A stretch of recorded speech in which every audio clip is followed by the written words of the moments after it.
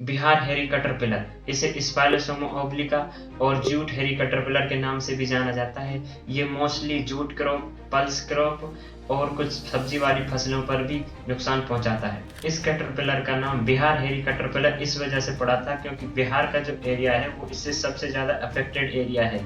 बिहार के अलावा भी ये भारत के मध्य प्रदेश, उत्तर प्रदेश और पंजाब में भी भारी नुकसान का कारण बनता है। ये भारत का एक सीरियस पेस्ट है क्योंकि इससे 40 से 50% फसल बर्बाद हो जाती है और कभी कभी तो ये महामारी का रूप ले लेता है, जिससे इससे अफेक्टेड एरिया में भूखमरी जैसी समस्याएं होने लगती हैं। भारत के अलावा भी ये कीट पाकिस्तान, अफगानिस्तान, भूटान, बांग्लादेश और म्यांमार में भी देखा जाता है। बिहार हेरी कैटरपिलर की लाइफ साइकिल में 4 स्टेज होती हैं: एग, लार्वा, प्यूपा और अडल्ट।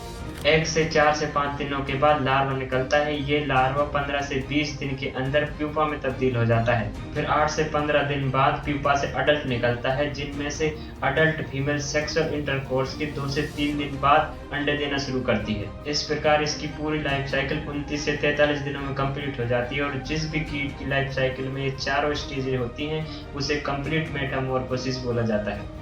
इस कीट की जो अडल्ट फीमेल हो बरसात के मौसम में प्यूपा से निकलने के 2 से 3 दिन बाद अंडे देना शुरू करती है और ये 50 से 100 के ग्रुप में अंडे देती है। ये अंडे हल्के सफेद रंग के होते हैं जो 4 से 5 दिन बाद पक करके फूट जाते हैं और जिनसे लार्वा निकलता है, जिसे सुंडी भी कहा जाता है। इस कीट की सुंडियां अंडों से निकलने के बाद 10 से 15 mm लंबी होती हैं, जो 6 बार मोल्टिंग करने के बाद 40 से 50 mm लंबी हो जाती हैं। इस टाइम पे इनकी बॉडी पर लंबे घने भूरे रंग के बाल आ जाते हैं। अगर आपने ध्यान दिया हो तो मैंने अभी थोड़ी देर पहले एक वर्ड यूज किया था, मोल्टिंग।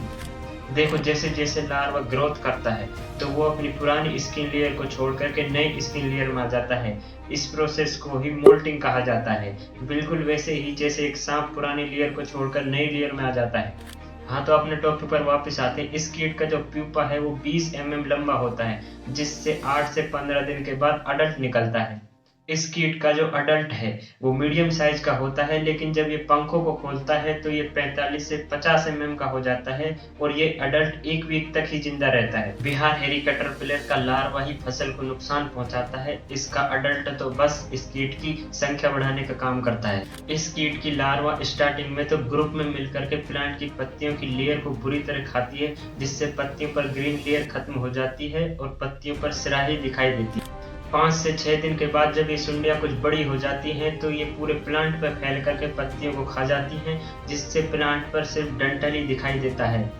ऐसा देखा गया है कि ये कीट कम बरसात वाले क्षेत्रों में फसलों को अधिक नुकसान पहुंचाता है। बिहार हेरी कैटरपिलर को कंट्रोल करने के लिए किसी भी फसल में 4 मेथड अपनाए जाते हैं। पहला यह है कि इस कीट को कंट्रोल करने के लिए फसल में लाइट ट्रैप लगा करके अडल्ट फीमेल को अट्रैक्ट करके उन्हें खत्म किया जा सकता है। दूसरा, क्योंकि इस कीट के अडल्ट पत्तियों पर ग्रुप में अंडे देता है, तो जिन पत्तियों पर इसके अंडे दिखाई दें उन्हें तोड़ करके जला देना चाहिए। तीसरा उपाय, अगर इस कीट का प्रकोप फसल में हो चुका है तो इसे कंट्रोल करने के लिए 1 हेक्टेयर के खेत में 40 kg मेलाथियान 5% डस्ट का बुरकाव या फिर 1.5 kg क्लोरोपाइरीफॉस PCC का छिड़काव कर सकते हैं।